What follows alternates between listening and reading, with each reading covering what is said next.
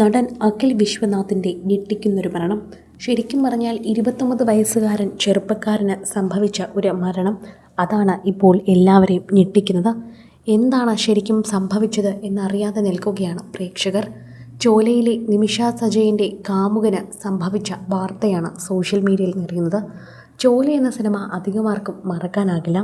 നിമിഷ സജയൻ അഭിനയിച്ച പ്രത്യേകതരം സിനിമകളിൽ ഒന്ന് തന്നെയാണ് ചോല. ആ സിനിമയിലെ പ്രധാന കഥാപാത്രം തന്നെയായിരുന്നു അദ്ദേഹം അഭിനയിച്ചതും. അതുകൊണ്ട് തന്നെ പ്രേക്ഷകർക്ക് വളരെയധികം നന്നായി അറിയുന്നൊരു ചെറുപ്പക്കാരൻ കൂടിയാണ്. അദ്ദേഹത്തിന് എങ്ങനെയാണ് ഈ മരണം സംഭവിച്ചത് എന്നാണ് എല്ലാവരും ഇപ്പോൾ അടുത്തതായി ചിന്തിക്കുന്നത്. സനൽകുമാർ ശശിധരൻ സംവിധാനം ചെയ്ത ചോല എന്ന ചിത്രത്തിലെ കാമുകൻ്റെ വേഷത്തിലൂടെ ശ്രദ്ധേയനായ നടനാണ് അദ്ദേഹം.